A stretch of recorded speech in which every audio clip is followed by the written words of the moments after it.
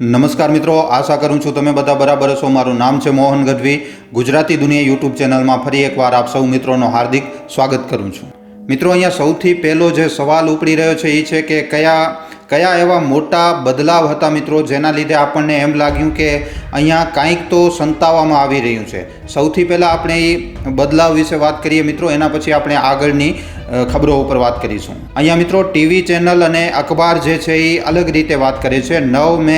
9 મેના રોજ જ્યારે ઓપરેશન સિંદૂર કરવામાં આવ્યું અને પાકિસ્તાનના હવાઈ અડ્ડાઓને ધ્વસ્ત કરવામાં આવ્યું, ઉડાડી નાખવામાં આવ્યું। આપણે પાકિસ્તાનના 11 મોટા હવાઈ અડ્ડાઓને ઓપરેશન સિંદૂરના હેઠળ આપણે નષ્ટ કરી નાખ્યું, બરબાદ કરી નાખ્યું એકદમ। તો બધા જ ટીવી ચેનલો ઉપર આ ન્યૂઝ લાગી જાય છે। ટીવી ચેનલોનો જે જોશ હતો એ મિત્રો એકદમ અલગ હતો આ ઘટનાને લઈને। આ ઘટનાને ઐતિહાસિક જણાવવામાં આવી રહ્યું હતું। આપણી બ્રહ્મોસ મિસાઇલની તારીફ કરવામાં આવી રહી હતી અને આખા ભારત દેશમાં મિત્રો જોશ જે હતો એ એકદમ હાઈ હતો। આની વચ્ચે ખબર આવી છે કે પાકિસ્તાનમાં કિરાના હેલ્થ સરગોથાની પાસે પણ ભારતે મિત્રો હુમલો કર્યો છે। ઇન્ડિયન આર્મીએ ત્યાં પણ હુમલો કર્યો છે। ઇન્ડિયાની જે મિસાઇલ છે ત્યાં ગઈ છે બ્રહ્મોસ। અને મિત્રો આ એ ઇલાકો છે જ્યાં એવું માનવામાં આવે છે કે પાકિસ્તાન જે છે એ અહીંયા પોતાના ન્યુક્લિયર હથિયાર મતલબ કે પરમાણુ હથિયાર પાકિસ્તાન અહીંયા રાખે છે। આ બધાની વચ્ચે એક ભૂકંપના ઝટકાની પણ વાત સામે આવી।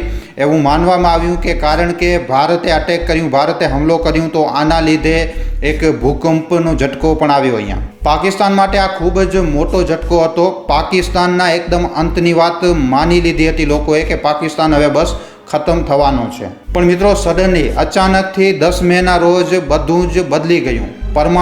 જ્યાં પરમાણુ એ લોકોના હતા ત્યાં હમલાની વાત એકદમ ન્યૂઝમાંથી ગાયબ થઈ ગઈ। આના પછી સોશિયલ મીડિયા, ટીવી ઉપર જે ઓફિશિયલ લોકો હતા એમની આવાજ, એમનો સ્ટેન્ડ એકદમ બદલી ગયો। અહીંયા મિત્રો પીપલ લાઈક ઉમર અબ્દુલ્લા જે એકદમ સ્ટ્રોંગ સ્ટેન્ડ લઈ રહ્યા હતા એમના પણ સુર અચાનકથી બદલી ગયા, થોડોક અવાજ એમનો ઢીલો પડી ગયો અહીંયા। અને મિત્રો અહીંયાથી જ એક ખૂબ જ મોટો પ્રશ્ન ઊભો થાય છે કે શું કાંઈ સંતાડવામાં આવી રહ્યું છે? કારણ કે ભારતના વિદેશ સચિવ વિક્રમ મિશ્રી જે આને એક શાંતિનો સંદેશ હવે જણાવવા લાગ્યા છે, જે પહેલાં એકદમ પોતાનો સ્ટ્રોંગ સ્ટેન્ડ લઈને બેઠા હતા। અને આના સિવાય બીજા પણ ઘણા બધા સિમ્ટમ છે મિત્રો। આ બધાના સૂર એકદમ બદલ્યા કેવી રીતે? નગરોટાવાળી જે ખબર હતી, વૈષ્ણોદેવીવાળી જે ખબર હતી એ સોશિયલ મીડિયામાં ખૂબ જ વધારે વાયરલ થઈ રહી હતી। કારણ કે સોશિયલ મીડિયા ઉપર આ જે ખબરો હતી આમને લઈને એકદમ લાખો પોસ્ટ કરી નાખવામાં આવ્યા હતા, પણ ટીવીમાં આ ખબરો ચલાવવામાં નહોતી આવી। આપણું જે મેઇન સ્ટ્રીમ મીડિયા છે મિત્રો એણે આ ખબરોને પૂરી રીતે નજરઅંદાજ કર્યું। મેઇન સ્ટ્રીમ મીડિયાએ એ સવાલ ન ઉપાડ્યો કે સીઝ ફાયર પછી પણ શું સીઝ ફાયરનું ઉલ્લંઘન કરવામાં આવી રહ્યું છે?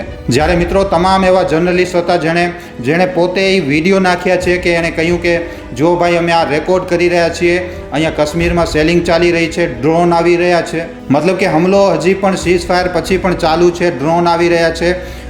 મંત્રી એકદમ ખામોશ હતા। કોઈ પણ મંત્રીએ એવી પ્રકારનો કોઈ મોટો બયાન ના આપ્યો। જ્યારે મિત્રો પાકિસ્તાનને લઈને સરળ રીતે લોકો જે હોય છે એ ઘણા વોકલ હોય છે। સરકાર શું આ વિષય ઉપર શાંત થવા માંગતી હતી, કંઈક સંતાડવા માંગતી હતી, શું કે હાલત જે છે એ વધારે ખરાબ ન થાય? આ ઘણા બધા પ્રશ્નો છે। આ ઘણી બધી એવી વાતો છે મિત્રો જે એક ઇશારો તો આપી રહી છે કે સરકાર અને મેઇન સ્ટ્રીમ મીડિયા અહીંયા કંઈક તો મોટું સંતાડી રહ્યા છે।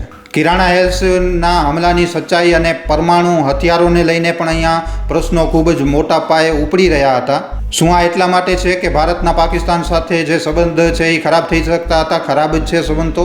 અથવા તો આ શું કાંઈ એવું તો નથી કે આ પાકિસ્તાન અમેરિકા વચમાં પડ્યો તો એના લીધે આ જે વસ્તુ છે બધી થઈ છે અચાનકથી? તો ઘણી બધી અહીંયાથી જ મિત્રો ઘણા બધા એવા પ્રશ્નો લોકોના મનમાં ઊભા થયા અને લોકોને એમ લાગ્યું કે આ શું કામ આટલું બધું સંતાડવામાં આવી રહ્યું છે? આ વિષયમાં કોઈ નવી અપડેટો શું કામ નથી આવી રહી? શું થયું મિત્રો? શું થયું કે આપણે એકદમ વક્ત બદલ્યું, જજ્બાત બદલ્યું, હાલત બદલ્યા, આપણો સ્ટેન્ડ અચાનકથી બદલી ગયો? થયું શું? કારણ કે આપણા ભારત દેશમાં મિત્રો ઘણા બધા લોકો આ વાતને લઈને એકદમ હતાશ થઈ ગયા આ સાચી વાત છે. જે સીઝ ફાયર થયું ઘણા લોકોને પસંદ નથી આવ્યું, કારણ કે કેટલા લોકો એમ કહી રહ્યા છે કે આ એક ખૂબ જ સારો મોકો હતો પાકિસ્તાનને નસ્તે નાબૂદ કરવાનો. પણ મિત્રો, આ બધા પ્રશ્નોના હવે હું તમને આ વિડીયોમાં જવાબ આપું છું. જવાબ મિત્રો કાંઈક એવું છે કે આ કહાની જાય છે નૂરખાં હવાઈ અડ્ડા ઉપર હમલાને લઈને. બરોબર છે.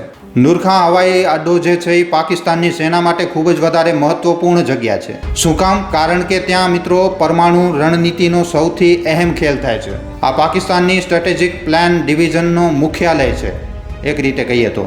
સરળ ભાષામાં સમજાવીએ મિત્રો તો પાકિસ્તાનના જે પરમાણુ હથિયાર છે, જે પણ પાકિસ્તાન પાસે પરમાણુ હથિયાર છે, એ માનવામાં આવે છે કે આ જ હવાઈ અડ્ડાની આજુબાજુમાં એને રાખવામાં આવ્યું છે.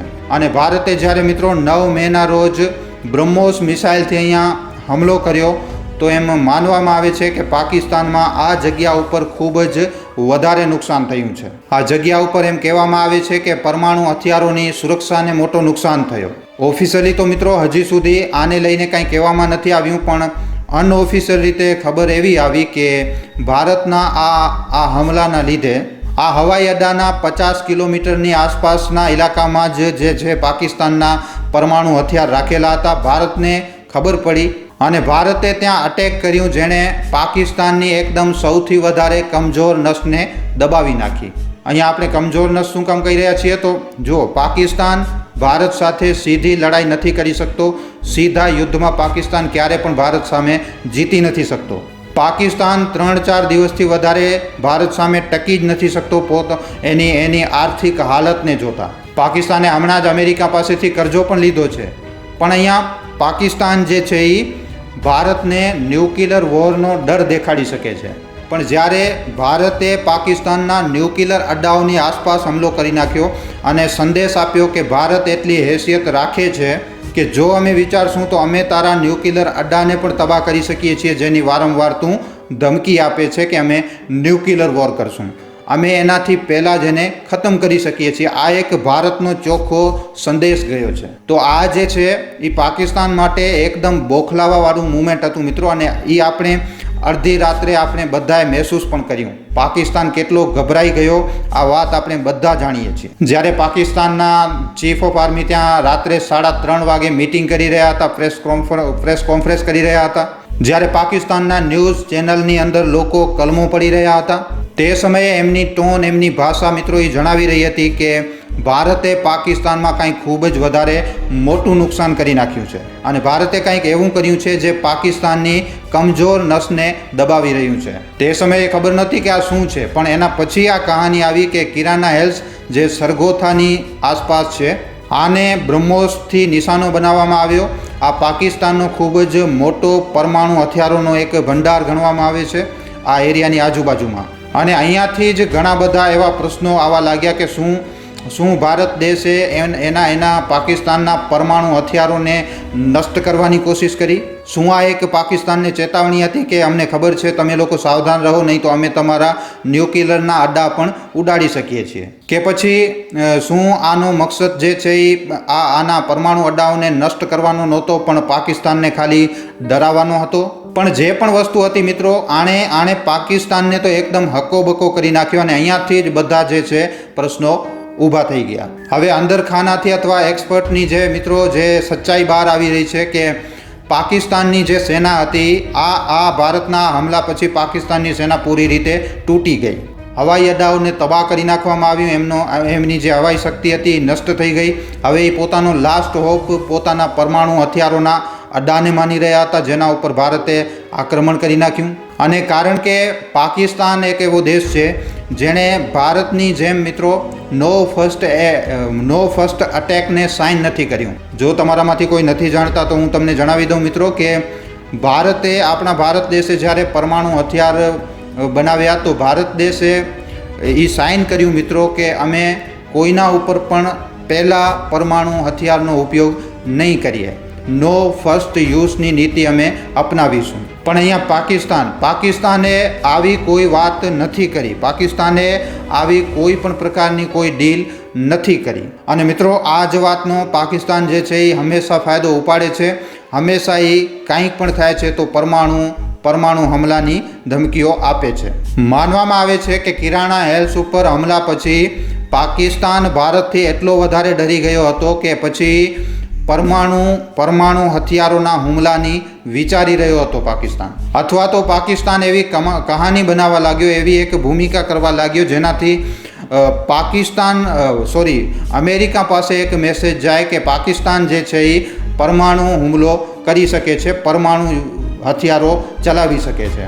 ઘણી બધી એવી ખબરો કહે છે મિત્રો કે પાકિસ્તાને પોતાના જે પરમાણુ હથિયાર છે એ ઘણા અલગ અલગ કરી નાખ્યા, જેનાથી ભારત આ પરમાણુ હથિયારોને નષ્ટ ન કરી શકે.